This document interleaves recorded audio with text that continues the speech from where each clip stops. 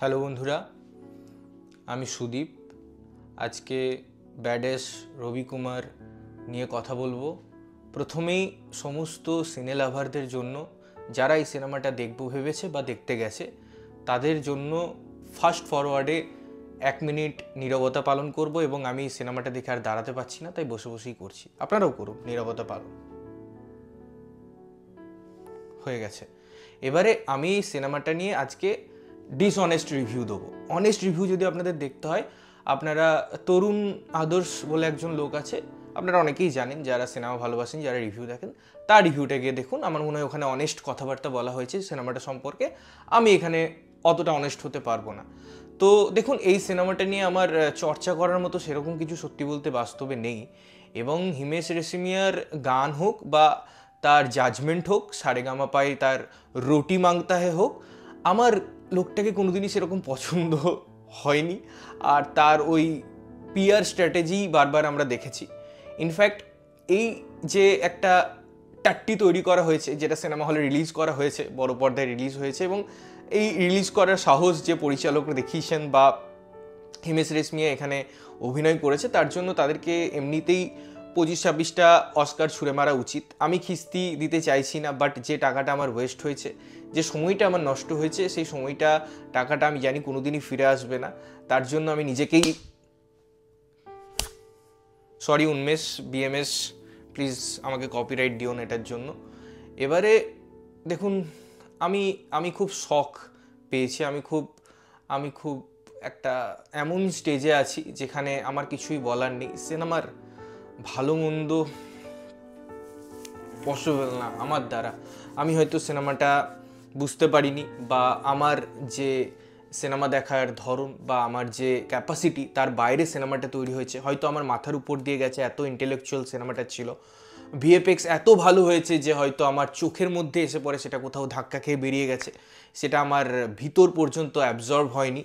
হয়তো অ্যাক্টিং এত সুন্দর ছিল, হয়তো তার অ্যাকশন সিকোয়েন্স এত ভালো ডিজাইন করা হয়েছে, সেখানে যে গানের একটা একটা পরিধি ছিল, একটা ব্যাপ্তি ছিল, সেটা এত সুন্দর, যেটা আমার কানে এসে পড়ে আর অ্যাবজর্ব হয়নি, আবার ফিরে গেছে, ওই স্ক্রিনে গিয়ে ধাক্কা লেগেছে, তাই হয়তো আমি ব্যাপারগুলোকে বুঝতে পারিনি। এটা হতে পারে। বাট আমি যদি এগুলো বুঝতে পারতাম, তাহলে পরে আমার মনে হয় আমি হল থেকে আর ফিরে আসতে পারতাম না। আমাকে অ্যাম্বুলেন্স দিয়ে নিকটবর্তী কোনো কোনো হসপিটালে অ্যাডমিট করতে হতো। আমার কান, চোখ, পঞ্চ ইন্দ্রিয় আমার হয়তো ডিস্টার্ব হয়ে যেত। কেননা এই সিনেমাটার যে গন্ধ, যেটা হয়তো হলে দেখতে দেখতে পাওয়া যায় না, বাট যে আমার নিচেরটা জ্বলছিল, সেই গন্ধটাও আমার নাকে পৌঁছেছে। এবং যে পপকর্নটা আমি কিনে খেয়েছিলাম, সেই স্বাদটাও আমার কোথাও গিয়ে মনে হয়েছে সল্টেডের মধ্যেই আমি জিএসটি দিচ্ছি আরও বেশি করে। এবং এখানে আমি নির্মলা দেবীকেও কিছু বলতে পারছি না, কারণ আমি সল্টেড পপকর্নই খেয়েছি, আমি এখানে ক্যারামেল খাইনি।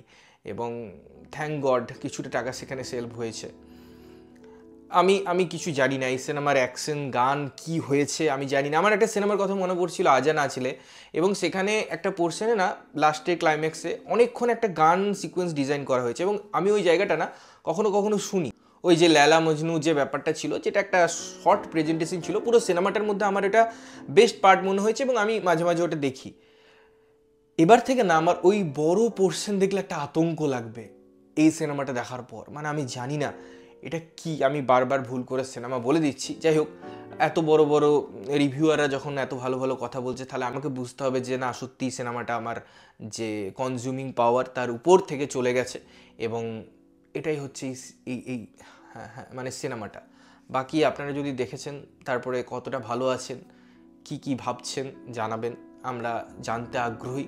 কারণ এরকম কষ্ট শুধুমাত্র যে আমি পাবো বা আমার মতো ফেলো রিভিউয়াররা পাবে সেটা নয়।